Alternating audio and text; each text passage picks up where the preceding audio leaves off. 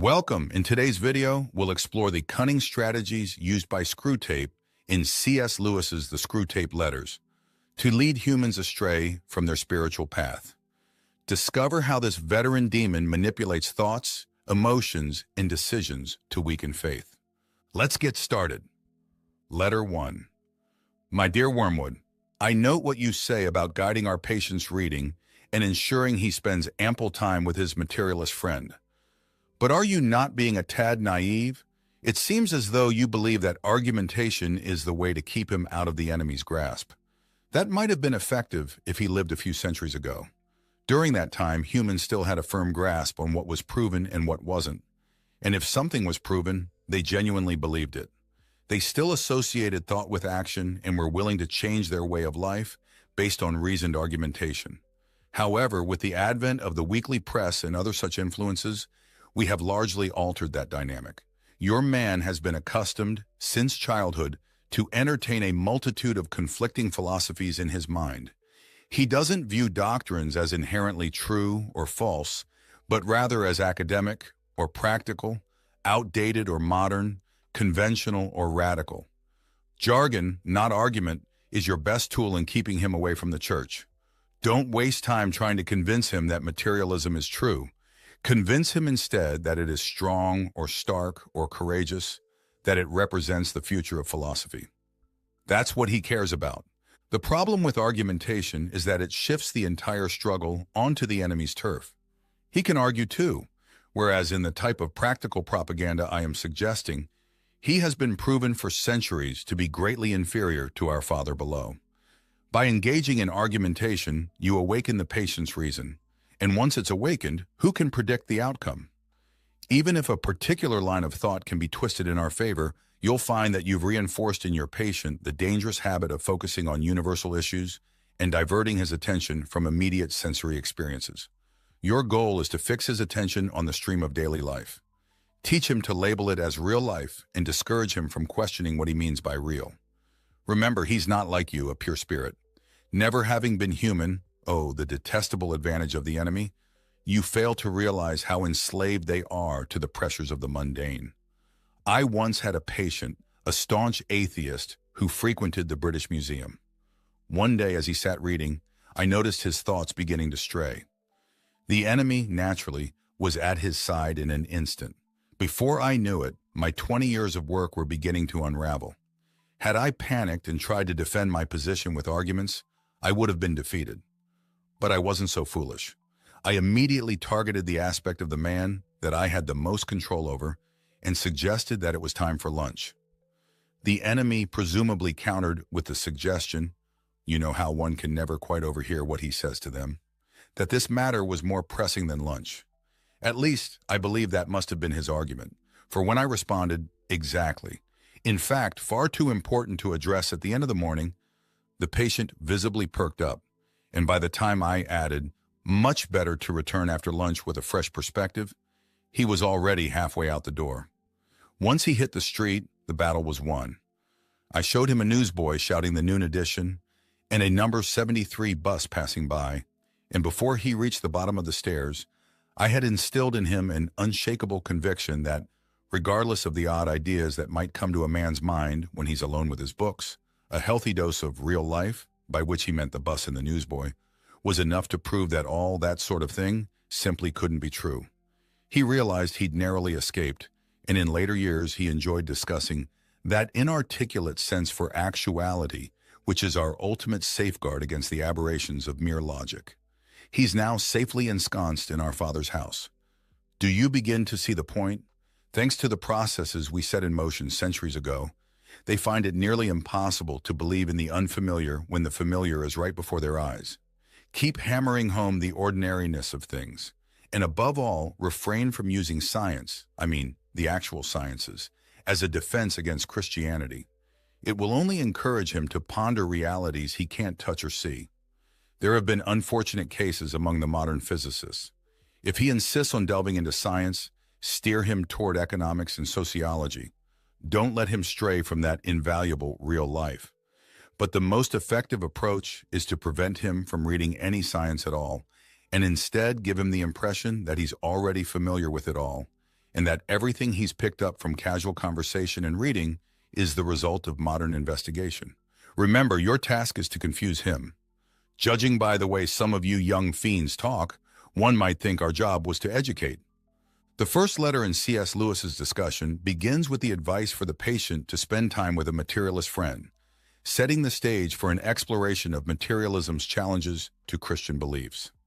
This initial suggestion underpins Lewis's broader critique of modern cultural challenges to Christianity, emphasizing the foundational role of materialism in his arguments. He uses his subsequent works to illustrate various aspects of materialism's limitations and dangers.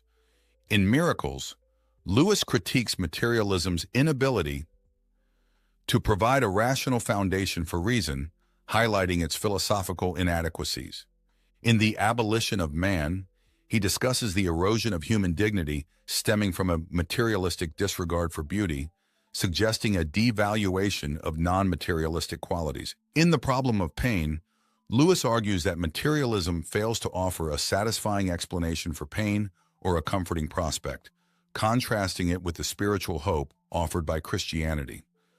From the outset of the Screwtape Letters, the titular character, Screwtape, dismisses the use of logical argument as a means to detract the patient from God, critiquing the modern reliance on utility over truth.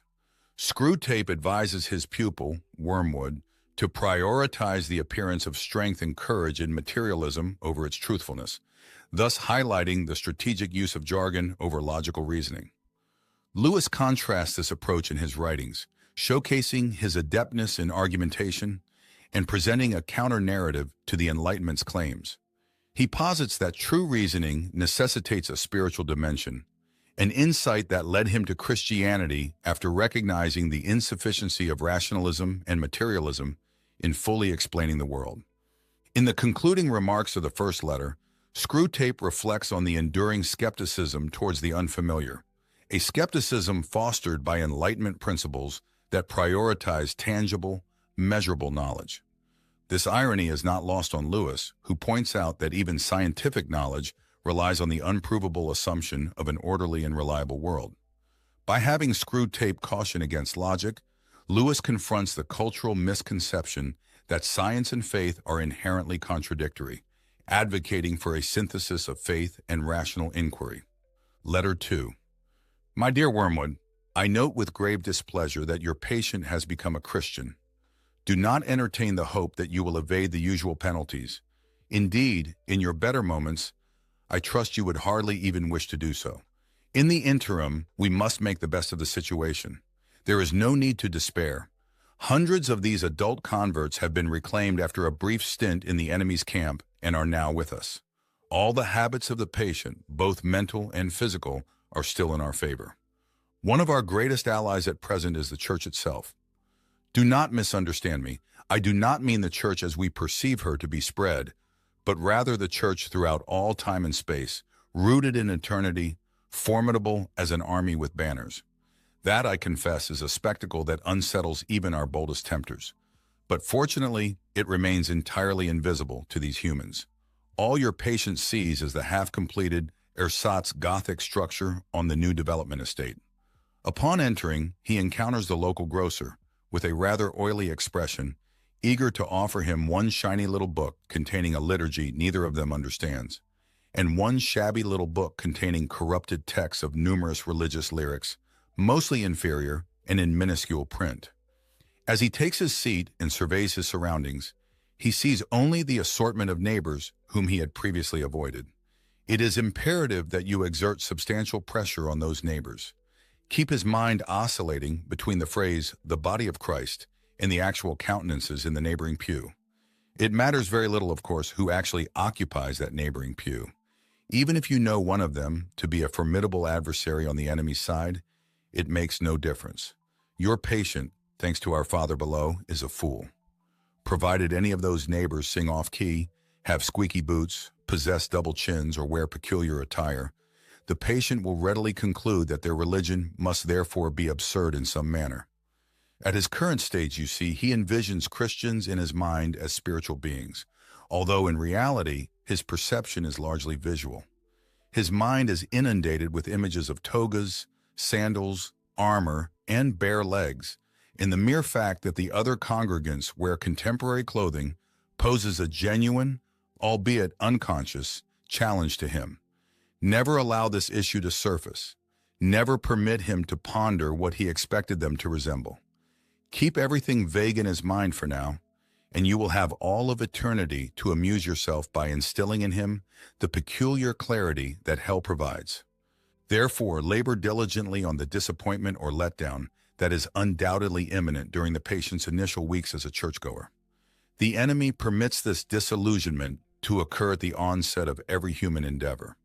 It arises when the boy, enchanted by tales from the Odyssey in his nursery, endeavors to genuinely learn Greek. It arises when newlyweds, enamored with each other, embark on the arduous task of cohabitation. In every facet of life, it signifies the shift from idealistic aspirations to arduous endeavors.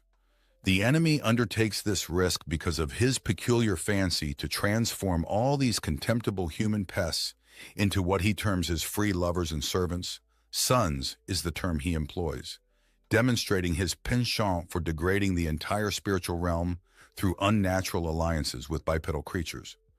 Desiring their autonomy, he consequently refuses to transport them, through their mere affections and habits, to any of the objectives he sets before them. He leaves them to their own devices, and therein lies our opportunity. However, remember, therein also lies our peril. If they successfully navigate this initial dry spell, they become much less susceptible to emotional manipulation and, consequently, much more resistant to temptation. Until now, I have been assuming that the individuals in the neighboring pew present no rational grounds for disappointment. However, if they do, if the patient is aware that the woman with the absurd hat is a zealous bridge player, or that the man with the squeaky boots is a miser and extortionist, then your task becomes significantly easier. In such cases, all you need to do is prevent him from entertaining the question, if I, being what I am, can consider myself in some sense a Christian, why should the various vices of those individuals in the neighboring pew prove that their religion is mere hypocrisy and convention? You may wonder whether it is possible to prevent such an obvious thought from occurring to a human mind. It is indeed, Wormwood, it is. Handle him correctly, and it will never even cross his mind. He has not been in the enemy's service long enough to possess any genuine humility. Whatever he says, even when on his knees regarding his own sinfulness, is merely parroting. Ultimately, he still believes that by allowing himself to be converted, he has accrued considerable favor in the enemy's ledger, and views attending church with these smug, ordinary neighbors as an act of great humility and condescension. Maintain him in this state of mind for as long as possible. In the second letter of C.S. Lewis's The Screwtape Letters, the narrative progresses as the patient, previously at risk of converting to Christianity, has now embraced the faith. Screwtape, however, remains undeterred, reminding his fellow demons that many adult converts return to their old ways after a brief stint with Christianity. There is no need to despair. Hundreds of these adult converts have been reclaimed after a brief sojourn in the enemy's camp and are now with us. Lewis uses this development to delve into the concept of Christian conversion as more than just a momentary decision but a lifelong journey. Contrary to some theological views that regard accepting Christ as a one-time decision guaranteeing a place in heaven, Lewis emphasizes the ongoing nature of spiritual growth and struggle.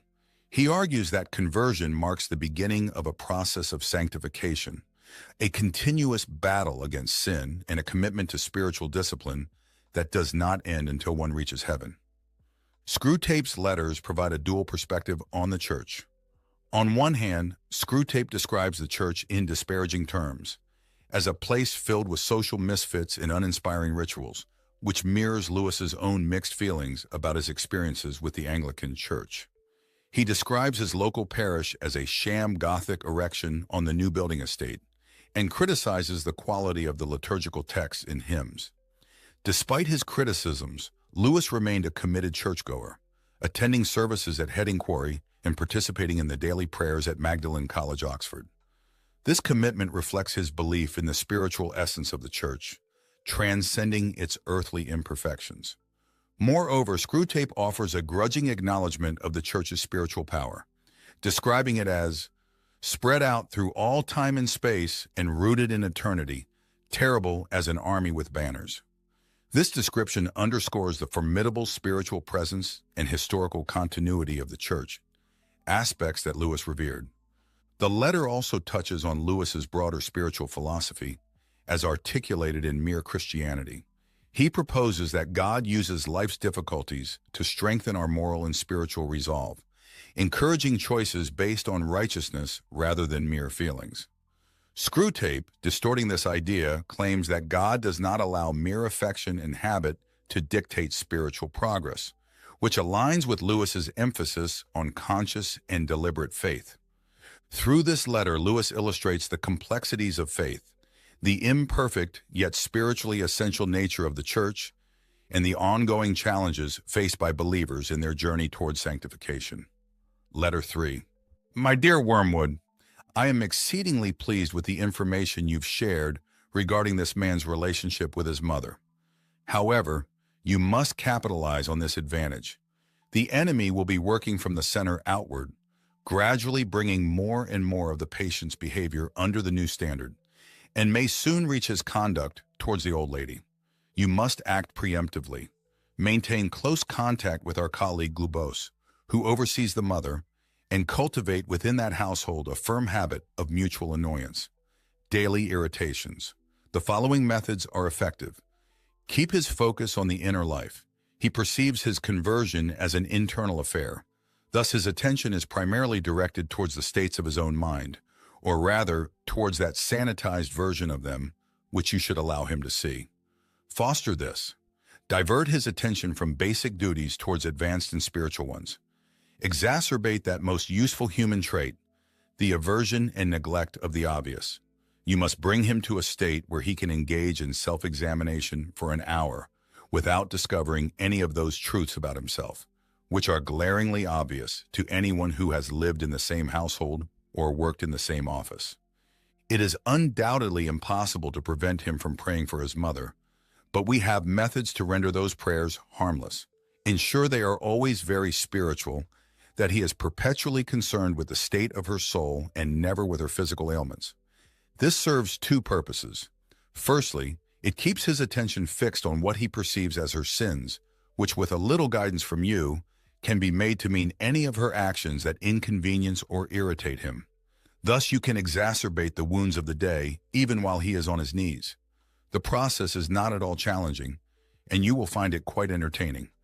Secondly, since his notions about her soul will be crude and often erroneous, he will to some extent be praying for an imaginary person, and it will be your task to gradually make that imaginary person less and less like the real mother, the sharp-tongued old lady at the breakfast table. In due time, you may create such a divide that no thoughts or feelings from his prayers for the imagined mother will ever influence his treatment of the real one.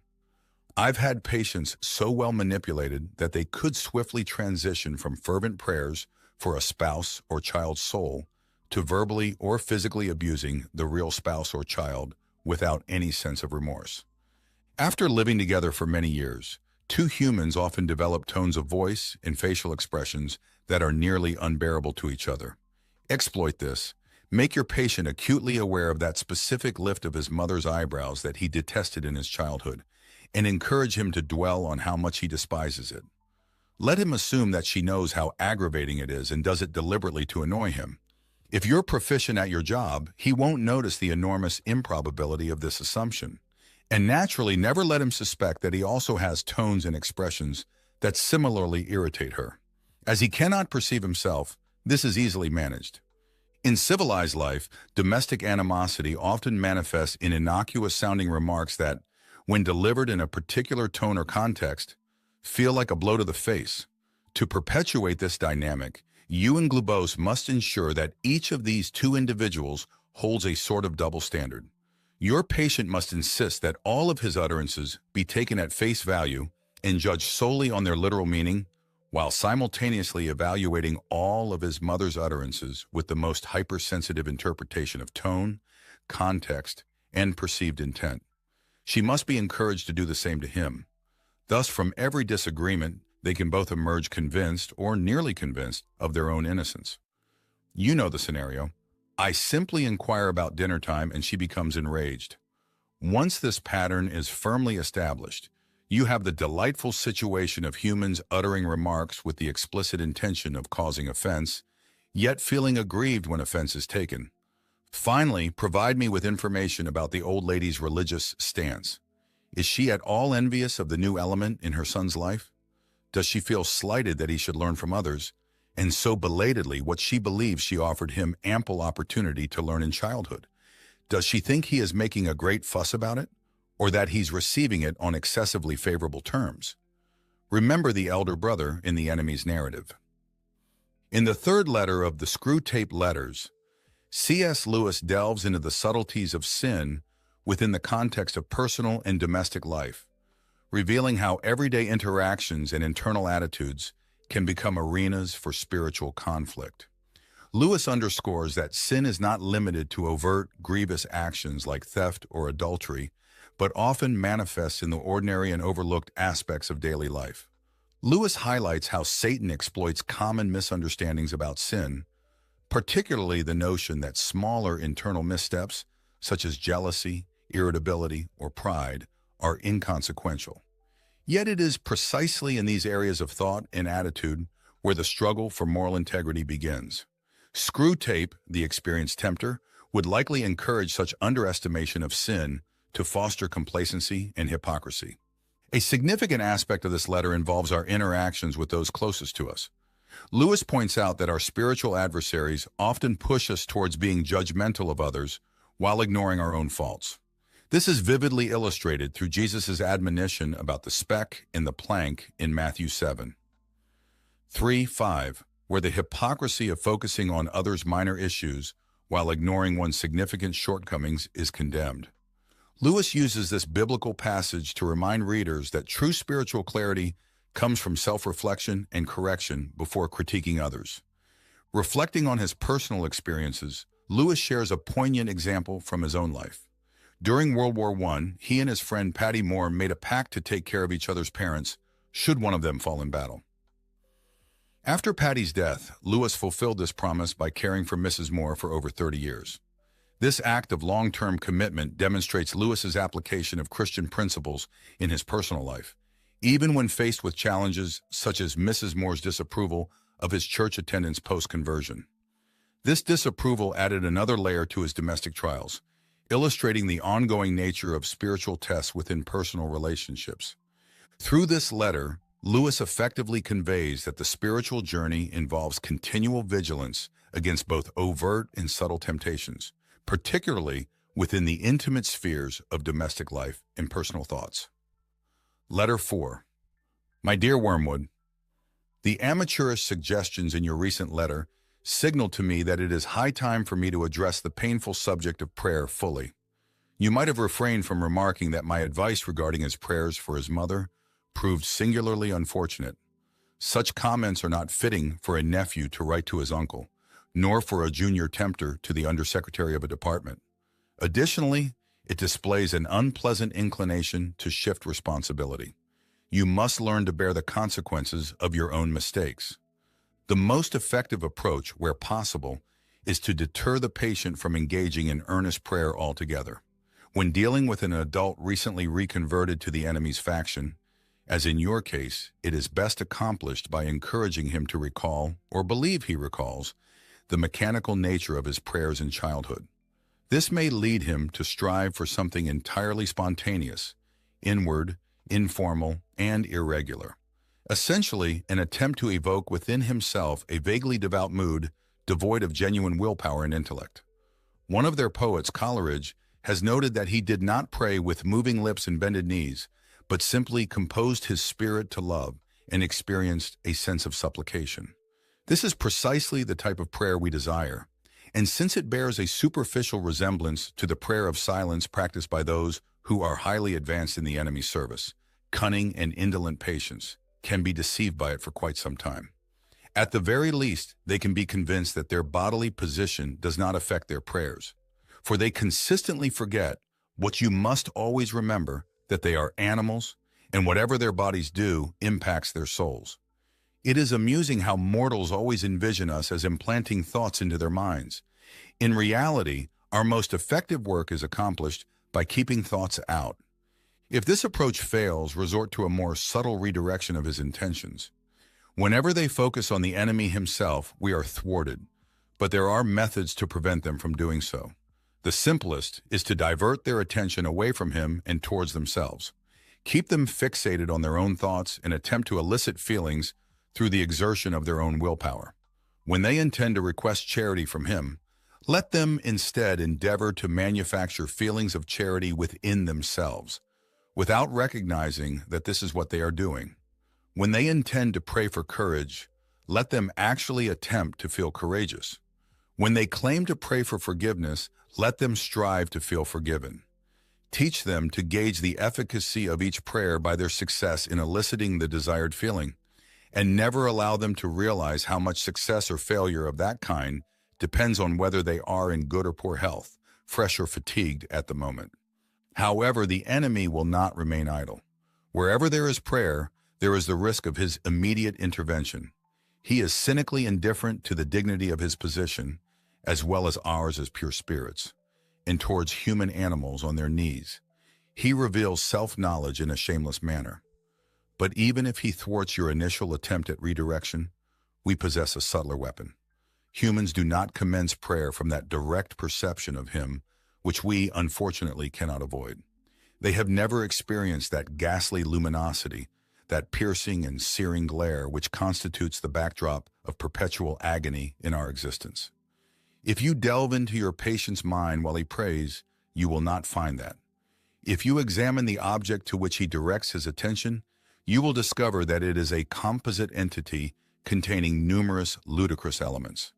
There will be images derived from depictions of the enemy as he appeared during the disreputable episode known as the Incarnation. There will be vaguer, perhaps even crude and childish, images associated with the other two persons. There may even be manifestations of his own reverence and accompanying bodily sensations, objectified and attributed to the object of reverence. I have encountered cases where what the patient referred to as his God was actually situated up and to the left at the corner of the bedroom ceiling, or within his own mind, or embodied in a crucifix on the wall. But regardless of the nature of the composite object, you must ensure that he prays to it, to the entity he has fashioned, rather than to the person who fashioned him. You may even encourage him to attach great significance to the correction and improvement of his composite object, and to maintain its presence in his imagination throughout the entire prayer. For if he ever makes the distinction, if he consciously directs his prayers not to what I perceive thou art, but to what thou truly art, our situation becomes momentarily dire. Once all his thoughts and images have been discarded, or if retained with a full acknowledgement of their purely subjective nature, and the man entrusts himself to the entirely genuine, external, invisible presence, there with him in the room and unknowable by him as he is known by it, well then, anything is possible. In avoiding this situation, this genuine exposure of the soul in prayer, you will be aided by the fact that humans themselves do not desire it as fervently as they believe. Sometimes one can receive more than they bargained for. In the fourth letter of the Screwtape Letters, C.S. Lewis tackles the complexities of prayer and the pitfalls of emotional and mental distractions in spiritual practices. He critiques the reliance on achieving a prayerful mood or an emotionally driven devotional state, which he views as vulnerable to demonic misdirection. Lewis illustrates this through Screwtape's guidance to Wormwood on how to manipulate the patient. Screwtape advises fostering an environment where the patient is drawn away from direct communication with God and instead becomes entangled in a jumble of informal, spontaneous thoughts about God and personal feelings. The danger here, as Lewis sees it, is that such a devotional approach can lead to a form of mental idolatry, where the feelings about prayer become more important than the prayer itself. For Lewis, the essence of prayer lies not in the emotional experience, but in the deliberate act of addressing God, maintaining a clear and purposeful connection. He values the act of prayer over the feeling of being in a prayerful state, emphasizing that true spiritual value is found in intentional and regular communication with God, regardless of the emotional state. While Lewis acknowledges the role of silent prayer in spiritual life, He notes its suitability primarily for those who are spiritually mature. In his later work, Letters to Malcolm, chiefly on prayer, Lewis discusses his own practice of silent prayer, highlighting its challenges and its importance. He describes successful silent prayer as an advanced spiritual exercise that requires one to be at the top of one's form, indicating the level of concentration and spiritual readiness needed. Additionally, Lewis touches on the inherent fears and resistances humans have toward God's presence. He suggests that while Christians may claim to desire God's presence, there is also an underlying fear of truly encountering the divine, reflecting the biblical narrative of Adam and Eve hiding after their sin. This fear and ambivalence provide fertile ground for Screwtape and Wormwood to exploit, as they work to keep the patient from engaging fully and fearlessly with God. Overall, in this letter, Lewis delves deep into the spiritual discipline required for effective prayer, cautioning against allowing emotions or mental images to overshadow the primary goal of direct and intentional communion with God. He underscores the ongoing spiritual battle that involves not only external temptations, but also internal challenges in maintaining a focused and disciplined prayer life. Letter 5. My dear Wormwood, it's somewhat disappointing to anticipate a detailed report on your endeavors and instead receive such a vague outpouring as your last letter. You claim to be delirious with joy because the European humans have initiated another of their wars. I can discern precisely what has transpired with you. You're not delirious, you're simply intoxicated.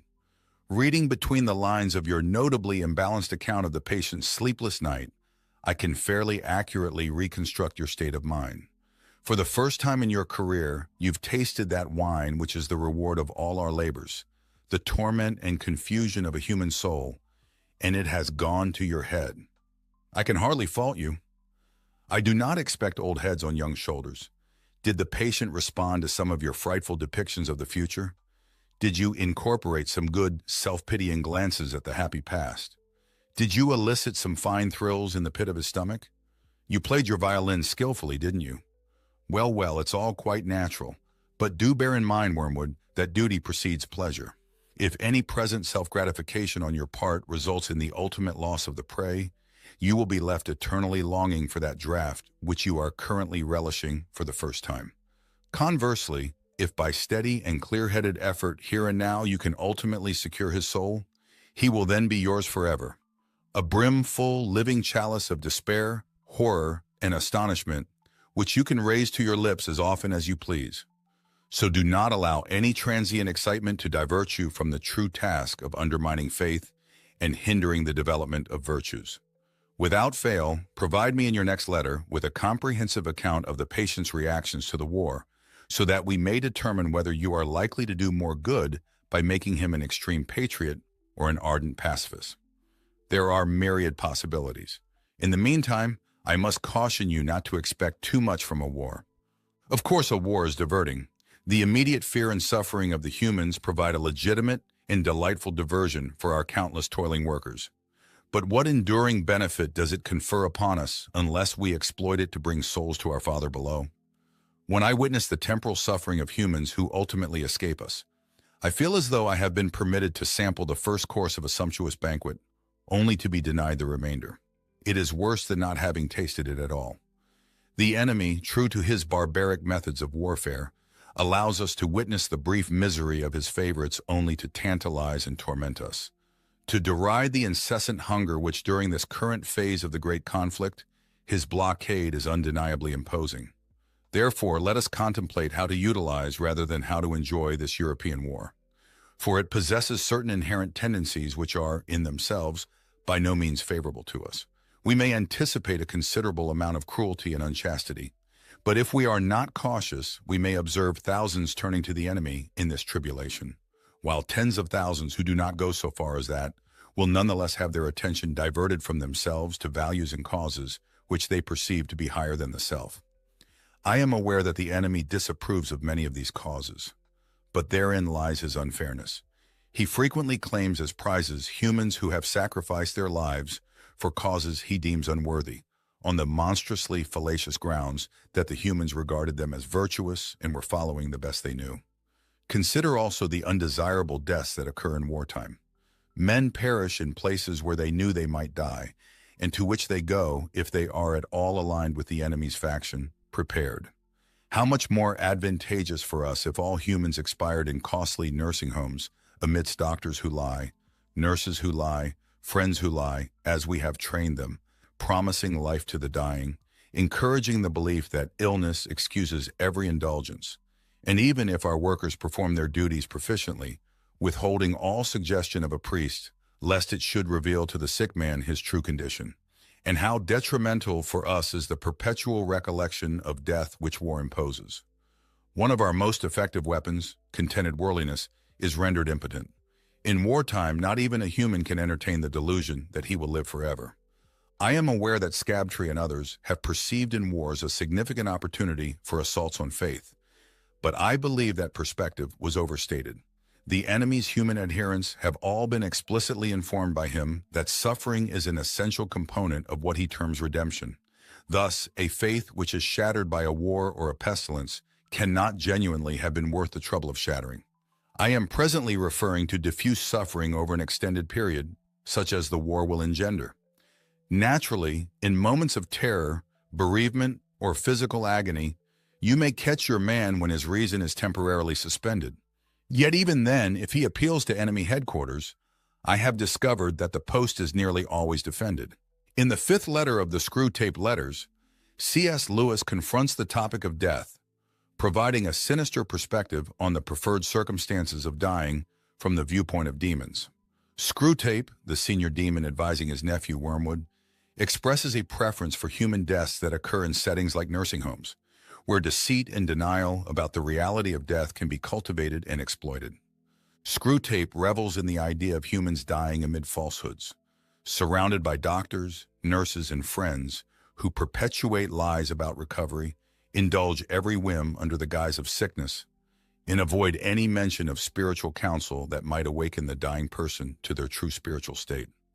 This strategy is designed to keep individuals from confronting the reality of their mortality and by extension, their accountability in the afterlife.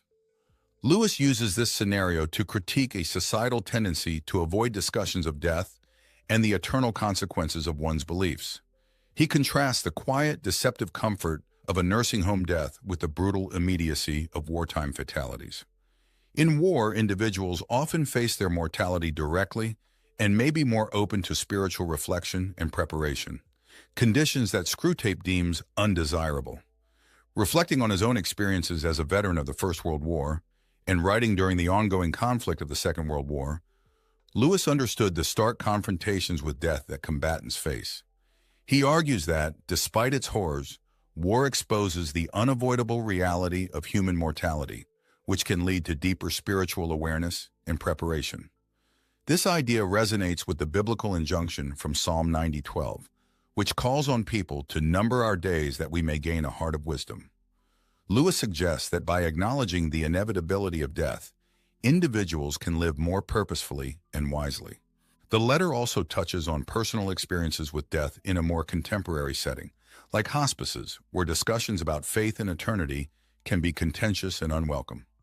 Lewis uses these observations to underscore the importance of facing death with a clear understanding of one's beliefs and the consequences they carry into the afterlife.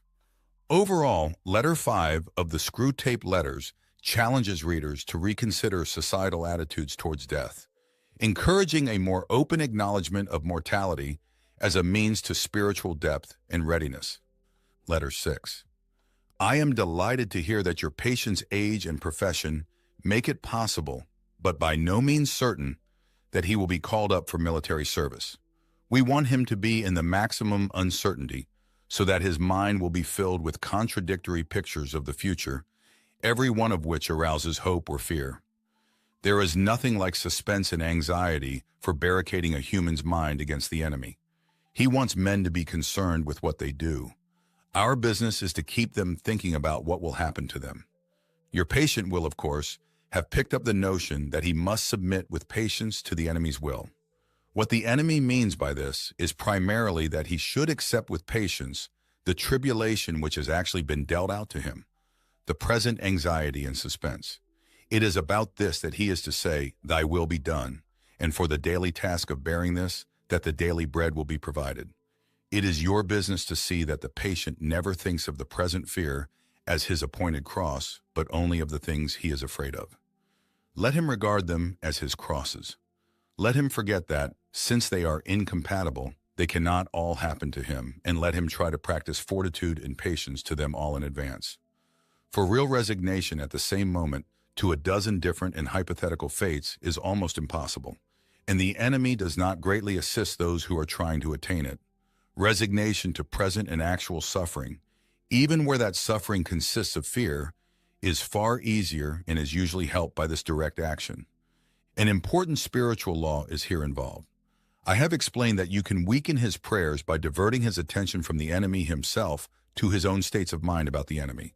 On the other hand, fear becomes easier to master when the patient's mind is diverted from the thing feared to the fear itself, considered as a present and undesirable state of his own mind. And when he regards the fear as his appointed cross, he will inevitably think of it as a state of mind. One can therefore formulate the general rule: in all activities of mind which favor our cause, encourage the patient to be unself-conscious and to concentrate on the object.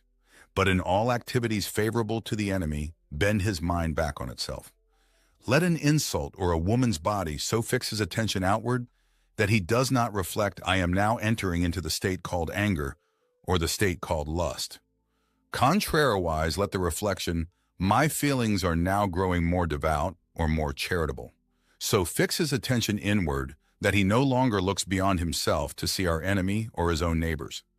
As regards his more general attitude to the war, you must not rely too much on those feelings of hatred which the humans are so fond of discussing in Christian or anti-Christian periodicals.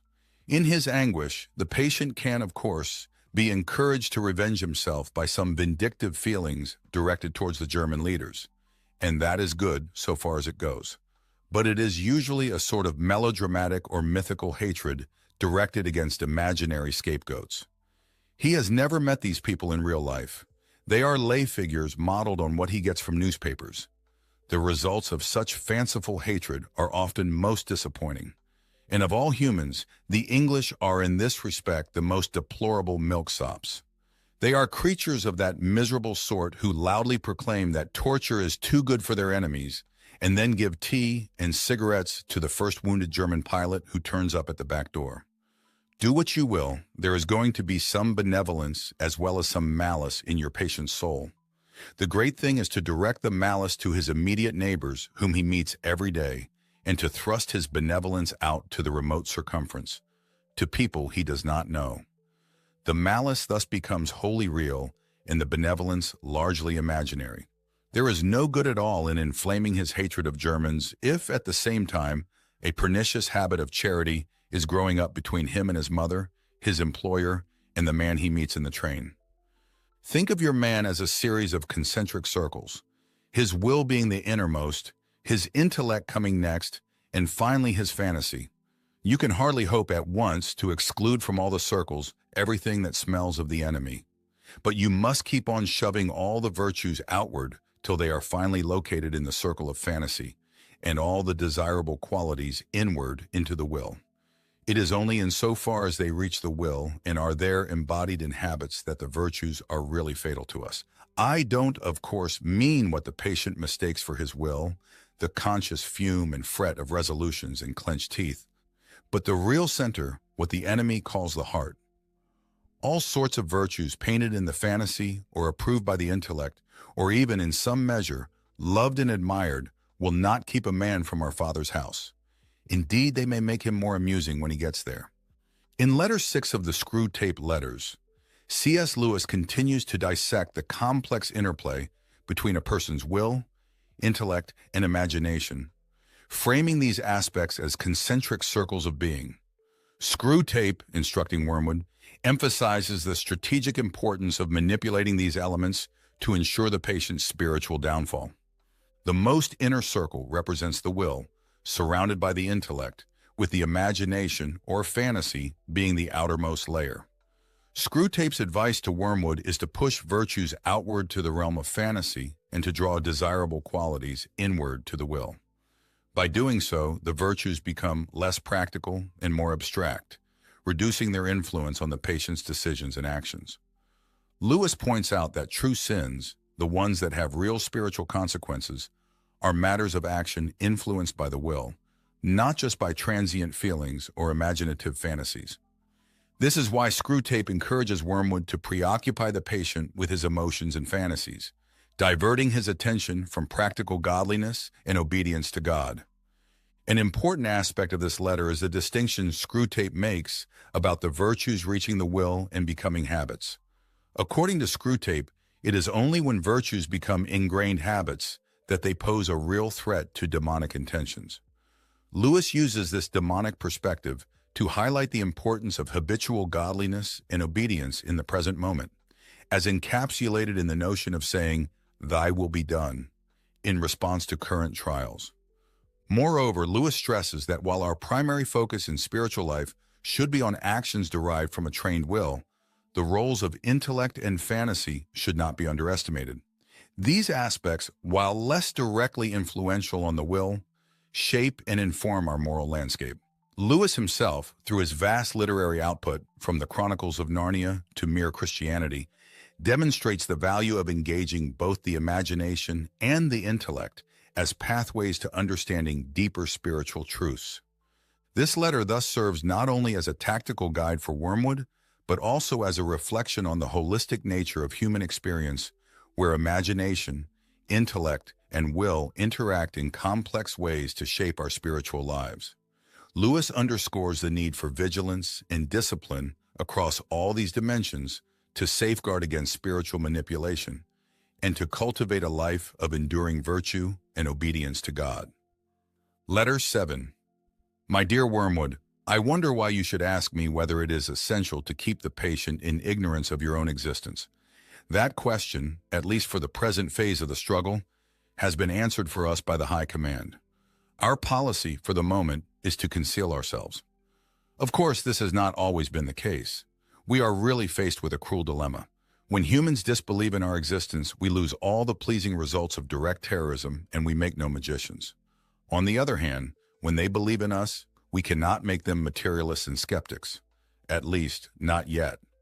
I have great hopes that we shall learn in due time how to emotionalize and mythologize their science to such an extent that what is, in effect, belief in us, though not under that name, will creep in while the human mind remains closed to belief in the enemy. The life force, the worship of sex, and some aspects of psychoanalysis may here prove useful. If once we can produce our perfect work, the materialist magician, the man not using but veritably worshiping what he vaguely calls forces while denying the existence of spirits, then the end of the war will be in sight. But in the meantime, we must obey our orders. I do not think you will have much difficulty in keeping the patient in the dark. The fact that devils are predominantly comic figures in the modern imagination will help you. If any faint suspicion of your existence begins to arise in his mind, suggest to him a picture of something in red tights and persuade him that since he cannot believe in that, it is an old textbook method of confusing them, he therefore cannot believe in you. I had not forgotten my promise to consider whether we should make the patient an extreme patriot or an extreme pacifist. All extremes, except extreme devotion to the enemy, are to be encouraged. Not always, of course, but at this period. Some ages are lukewarm and complacent, and then it is our business to soothe them yet faster asleep. Other ages, of which the present is one, are unbalanced and prone to faction, and it is our business to inflame them.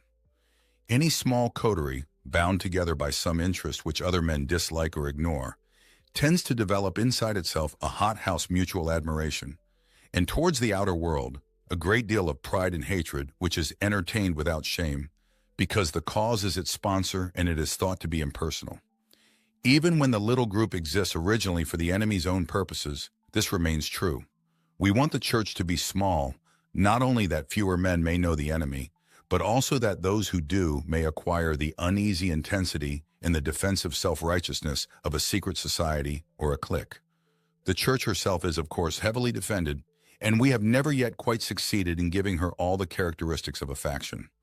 But subordinate factions within her have often produced admirable results, from the parties of Paul and of Apollos at Corinth down to the high and low parties in the Church of England. If your patient can be induced to become a conscientious objector, he will automatically find himself one of a small, vocal, organized, unpopular society, and the effects of this on one so new to Christianity will almost certainly be good. But only almost certainly. Has he had serious doubts about the lawfulness serving in a just war before this present war of serving began?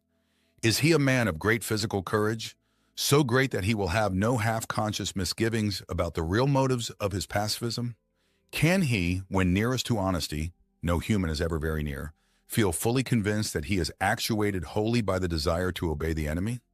If he is that sort of man, his pacifism will probably not do us much good, and the enemy will probably protect him from the usual consequences of belonging to a sect. Your best plan in that case would be to attempt a sudden, confused, emotional crisis from which he might emerge as an uneasy convert to patriotism. Such things can often be managed. But if he is the man I take him to be, try pacifism. Whichever he adopts, your main task will be the same. Let him begin by treating the patriotism or the pacifism as a part of his religion. Then let him, under the influence of partisan spirit, come to regard it as the most important part.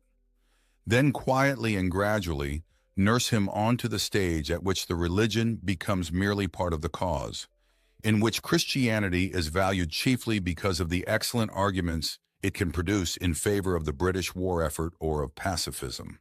The attitude which you want to guard against is that in which temporal affairs are treated primarily as material for obedience. Once you have made the world an end, in faith a means, you have almost won your man, and it makes very little difference what kind of worldly end he is pursuing. Provided that meetings, pamphlets, policies, movements, causes, and crusades matter more to him than prayers and sacraments and charity, he is ours. And the more religious, on those terms, the more securely ours. I could show you a pretty cageful down here.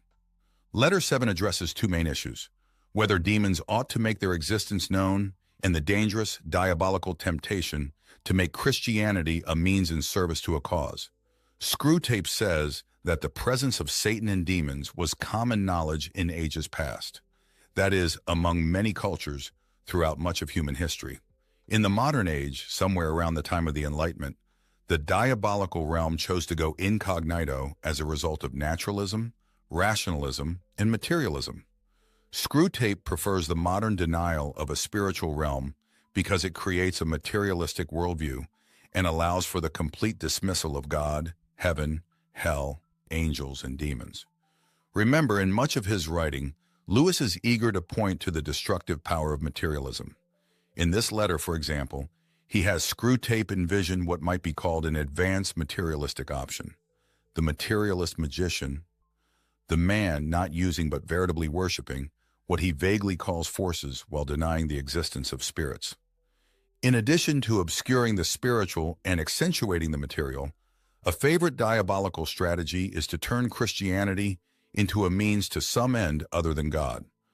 The subject under discussion in this letter is patriotism during World War II and whether the patient should be encouraged to be a patriot or a pacifist. Whichever he adopts, your main task will be the same. Let him begin by treating the patriotism or the pacifism as a part of his religion. Then let him, under the influence of partisan spirit, come to regard it as the most important part. Then quietly and gradually nurse him onto the stage at which the religion becomes merely part of the cause, in which Christianity is valued chiefly because of the excellent arguments it can produce in favor of the British war effort or of pacifism. The contemporary version of this strategy reveals itself in the discussion of the current moral temperature of the United States. The argument goes that the use of drugs, the decline of the family, the rise of crime, etc., means that what we really need is a spiritual revival, which is true. And here is the diabolical nature of the argument. The true goal and end of a revival, the surrender to the lordship of Christ and participation in the community of Christ, is subverted into a desire to make America a good place in which to live. It is indisputable that the fruit of conversion produces good citizens and a good society. However, good citizens and a good society are never the goals of conversion. When that happens, a heavenly spiritual goal becomes merely a means of attaining an earthly social goal. As Screwtape says, once you have made the world an end and faith a means, you have almost won your man. There is another diabolical strategy mentioned in this letter that is worth pointing out: the push to extremes. Screwtape says, all extremes, except extreme devotion to the enemy, are to be encouraged, especially when the present age is unbalanced and prone to faction, and it is our business to inflame them. Letter 8. My dear Wormwood, so you have great hopes that the patient's religious phase is dying away, have you? I always thought the training college had gone to pieces since they put old Slubgob at the head of it. And now I am sure. Has no one ever told you about the law of undulation? Humans are amphibians, half spirit and half animal.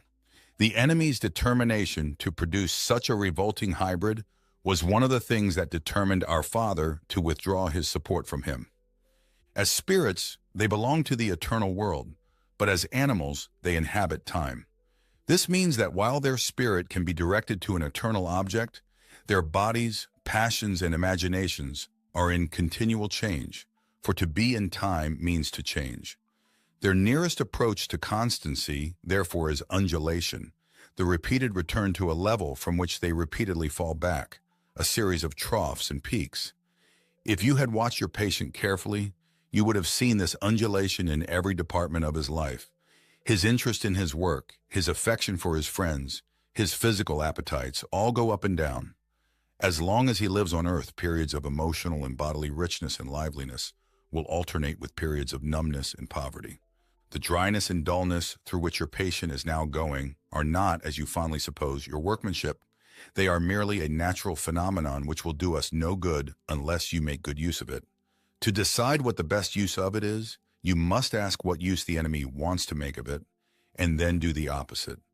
Now, it may surprise you to learn that in his efforts to get permanent possession of a soul, he relies on the troughs even more than on the peaks. Some of his special favorites have gone through longer and deeper troughs than anyone else. The reason is this: to us, a human is primarily good. Our aim is the absorption of its will into ours, the increase of our own area of selfhood at its expense. But the obedience which the enemy demands of men is quite a different thing. One must face the fact that all the talk about his love for men and his service being perfect freedom is not, as one would gladly believe, mere propaganda, but an appalling truth.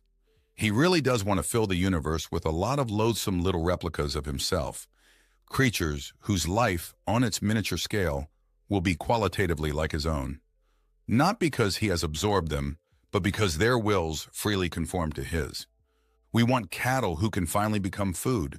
He wants servants who can finally become sons. We want to suck in. He wants to give out. We are empty and would be filled. He is full and flows over. Our war aim is a world in which our Father below has drawn all other beings into himself. The enemy wants a world full of beings united to him, but still distinct. And that is where the troughs come in. You must have often wondered why the enemy does not make more use of his power to be sensibly present to human souls in any degree he chooses and at any moment. But you now see that the irresistible and the indisputable are the two weapons which the very nature of his scheme forbids him to use. Merely to override a human will, as his felt presence in any but the faintest and most mitigated degree would certainly do, would be for him useless. He cannot ravish. He can only woo. For his ignoble idea is to eat the cake and have it. The creatures are to be one with him, but yet themselves. Merely to cancel them or assimilate them will not serve. He is prepared to do a little overriding at the beginning. He will set them off with communications of his presence which, though faint, seem great to them with emotional sweetness, an easy conquest over temptation. But he never allows this state of affairs to last long. Sooner or later he withdraws, if not in fact, at least from their conscious experience, all those supports and incentives. He leaves the creature to stand up on its own legs, to carry out from the will alone duties which have lost all relish. It is during such trough periods, much more than during the peak periods, that it is growing into the sort of creature he wants it to be. Hence the prayers offered in the state of dryness are those which please him best. We can drag our patients along by continual tempting because we design them only for the table, and the more their will is interfered with, the better. He cannot tempt to virtue as we do to vice. He wants them to learn to walk and must therefore take away his hand. And if only the will to walk is really there, he is pleased even with their stumbles. Do not be deceived, Wormwood. Our cause is never more in danger than when a human, no longer desiring but intending to do our enemy's will, looks round upon a universe from which every trace of him seems to have vanished, and asks why he has been forsaken and still obeys. But of course, the troughs afford opportunities to our side also. Next week, I will give you some hints on how to exploit them. In Letter 7, Screwtape encourages thinking in extremes for Wormwood's patient. In Letter 8, he encourages taking advantage of the ups and downs in life. Everyone notices in the course of their spiritual journey that there are emotional phases that vary greatly from one another. One well-known phase is the honeymoon that often follows a teenage or even adult conversion. The sense of release, forgiveness, in the presence of God feels almost intoxicating. Eventually, though, the honeymoon phase gives way to something else, sometimes called the desert phase, one in which there is no sense of the presence of God at all, and the Christian life becomes monotonous. After Mother Teresa of Calcutta died, her personal diary revealed that she had experienced years of such dryness. Lewis is frequently thought of as a great apologist, clearly explaining and defending Christianity. He was also a great spiritual guide. He received thousands of letters from people asking for his advice on how to live the Christian life. He made a commitment to answer every single letter, spending an hour or two each day corresponding with people he had never met, but who had read something he had written and who were looking for spiritual insight and encouragement. Those letters have been compiled and published in books such as Letters to an American Lady, C.S. Lewis, Letters to Children, and Yours, Jack. In Letter 8, Lewis, through Screwtape, provides wonderful spiritual guidance for living the normal, mature Christian life. It is normal to experience ups and downs. This is due to what Lewis has Screwtape called the law of undulation.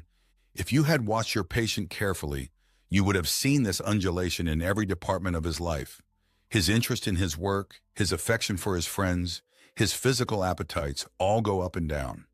As long as he lives on earth, periods of emotional and bodily richness and liveliness will alternate with periods of numbness and poverty. The dryness and dullness through which your patient is now going are not, as you fondly suppose, your workmanship. They are merely a natural phenomenon which will do us no good unless you make a good use of it. Lewis encourages us to understand that though we might prefer emotionally satisfying periods in our spiritual journeys, it is the dry times, or troughs, according to the law of undulation, that most shape our souls. Screwtape knows the true power of those dry periods. Sooner or later, the enemy withdraws, if not in fact, at least from their conscious experience, all those supports and incentives. He leaves the creature to stand up on its own legs, to carry out from the will alone duties which have lost all relish. It is during such trough periods, much more than during the peak periods, that it is growing into the sort of creature he wants it to be. Hence, the prayers offered in the state of dryness are those which please him best. It's good to know, and even a comfort, to know that when our spiritual journey is difficult, God is not absent and will never abandon us. He is always working, however we feel, to shape our souls and conform us to the image of Christ.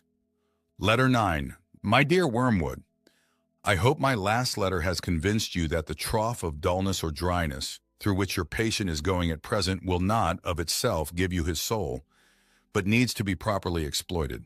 What forms the exploitation should take, I will now consider. In the first place, I have always found that the trough periods of human undulation provide an excellent opportunity for all sensual temptations, particularly those of sex. This may surprise you, because of course there is more physical energy and therefore more potential appetite at the peak periods. But you must remember that the powers of resistance are then also at their highest. The health and spirits which you want to use in producing lust can also, alas, be very easily used for work or play or thought or innocuous merriment. The attack has a much better chance of success when the man's whole inner world is drab and cold and empty. And it is also to be noted that the trough sexuality is subtly different in quality from that of the peak, much less likely to lead to the milk and water phenomenon which the humans call being in love, much more easily drawn into perversions, much less contaminated by those generous and imaginative and even spiritual concomitants which often render human sexuality so disappointing. It is the same with other desires of the flesh. You are much more likely to make your man a sound drunkard by pressing drink on him as an anodyne when he is dull and weary, than by encouraging him to use it as a means of merriment among his friends when he is happy and expansive. Never forget that when we are dealing with any pleasure in its healthy and normal and satisfying form, we are, in a sense, on the enemy's ground. I know we have won many a soul through pleasure. All the same, it is his invention, not ours. He made the pleasures. All our research so far has not enabled us to produce one. All we can do is to encourage the humans to take the pleasures which our enemy has produced, at times, or in ways, or in degrees, which he has forbidden. Hence, we always try to work away from the natural condition of any pleasure to that in which it is least natural, least redolent of its maker, and least pleasurable. An ever-increasing craving for an ever-diminishing pleasure is the formula. It is more certain in its better style. To get the man's soul and give him nothing in return, that is what really gladdens our Father's heart. And the troughs are the time for beginning the process. But there is an even better way of exploiting the trough. I mean through the patient's own thoughts about it. As always, the first step is to keep knowledge out of his mind. Do not let him suspect the law of undulation. Let him assume that the first ardors of his conversion might have been expected to last and ought to have lasted forever, and that his present dryness is an equally permanent condition. Having once got this misconception well fixed in his head, you may then proceed in various ways. It all depends on whether your man is of the desponding type who can be tempted to despair, or of the wishful thinking type who can be assured that all is well. The former type is getting rare among the humans. If your patient should happen to belong to it, everything is easy. You have only got to keep him out of the way of experienced Christians, an easy task nowadays, to direct his attention to the appropriate passages in Scripture, and then to set him to work on the desperate design of recovering his old feelings by sheer willpower, and the game is ours. If he is of the more hopeful type, your job is to make him acquiesce in the present low temperature of his spirit and gradually become content with it, persuading himself that it is not so low after all. In a week or two, you will be making him doubt whether the first days of his Christianity were not perhaps a little excessive. Talk to him about moderation in all things. If you can once get him to the point of thinking that religion is all very well up to a point, you can feel quite happy about his soul. A moderated religion is as good for us as no religion at all, and more amusing. Another possibility is that of direct attack on his faith. When you have caused him to assume that the trough is permanent, can you not persuade him that his religious phase is just going to die away, like all his previous phases? Of course, there is no conceivable way of getting by reason from the proposition, I am losing interest in this, to the proposition, this is false. But as I said before, it is jargon, not reason, you must rely on. The mere word phase will very likely do the trick. I assume that the creature has been through several of them before. They all have, and that he always feels superior and patronizing to the ones he has emerged from, not because he has really criticized them, but simply because they are in the past. You keep him well fed on hazy ideas of progress and development and the historical point of view, I trust, and give him lots of modern biographies to read. The people in them are always emerging from phases, aren't they? You see the idea? Keep his mind off the plain antithesis between true and false. Nice shadowy expressions. It was a phase, I've been through all that. And don't forget the blessed word adolescent. In letter 9, Lewis, through Screwtape, continues as a spiritual guide, helping us navigate life's spiritual phases. On one hand, he makes it clear that the demons want to encourage extremes, for us to either be really up or really down, according to the law of undulation. Each phase and the temperament of each patient can be exploited by the demons. When we are up, we are vulnerable to lust and inappropriate expressions of sensual pleasure. When we are down, we are in danger of discouragement and even giving up on the faith. However, the attack has a much better chance of success when the man's whole inner world is drab and cold and empty.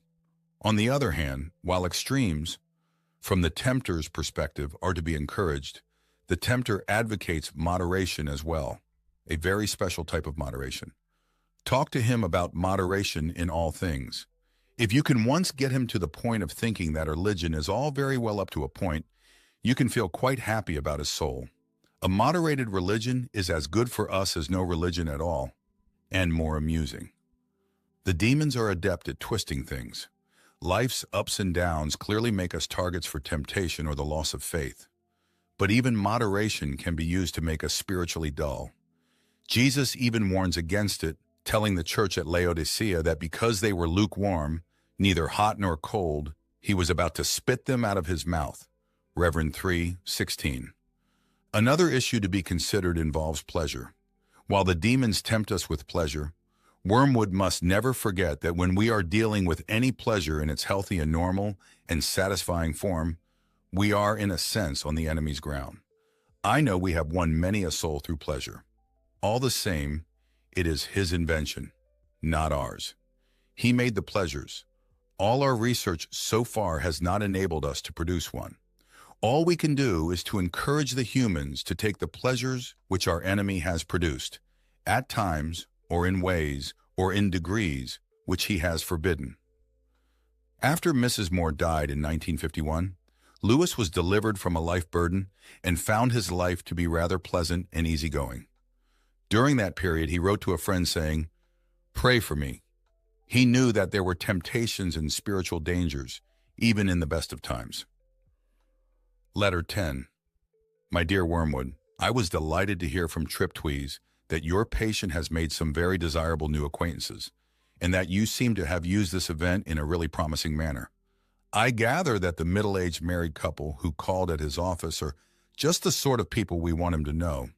Rich, smart, superficially intellectual, and brightly skeptical about everything in the world.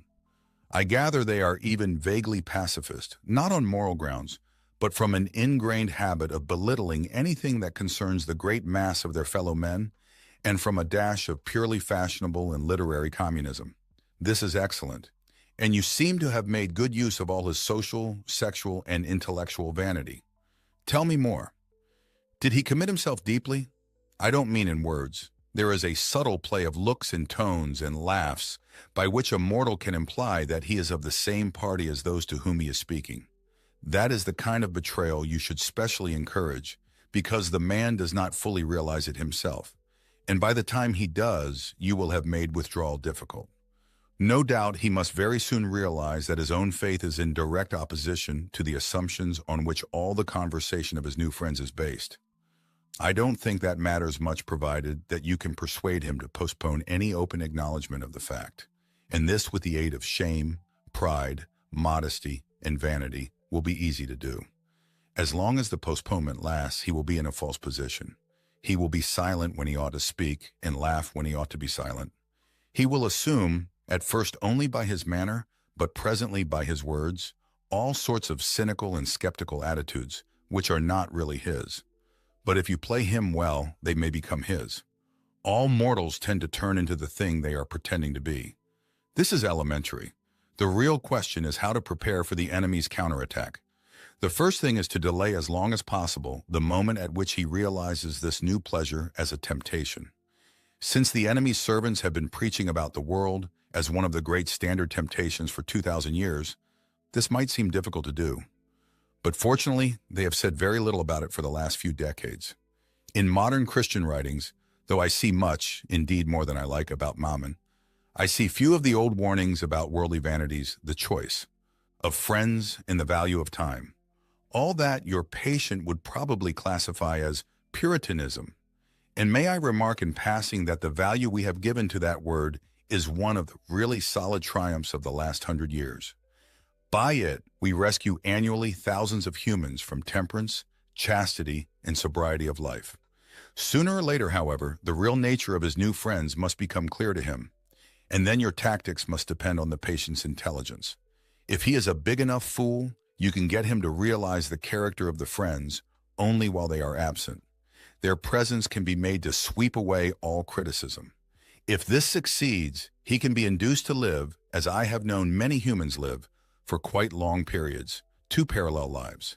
He will not only appear to be, but actually be, a different man in each of the circles he frequents. Failing this, there is a subtler and more entertaining method. He can be made to take a positive pleasure in the perception that the two sides of his life are inconsistent. This is done by exploiting his vanity. He can be taught to enjoy kneeling beside the grocer on Sunday just because he remembers that the grocer could not possibly understand the urbane and mocking world which he inhabited on Saturday evening. And contrariwise, to enjoy the bawdy and blasphemy over coffee with these admirable friends, all the more because he is aware of a deeper spiritual world within him which they cannot understand. You see the idea. The worldly friends touch him on one side and the grocer on the other, and he is the complete, balanced, complex man who sees round them all. Thus, while being permanently treacherous to at least two sets of people, he will feel, instead of shame, a continual undercurrent of self-satisfaction.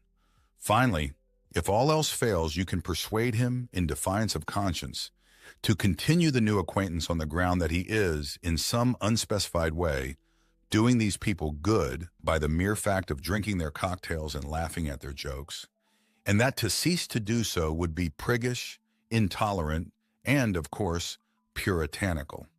Meanwhile, you will of course take the obvious precaution of seeing that this new development induces him to spend more than he can afford and to neglect his work and his mother.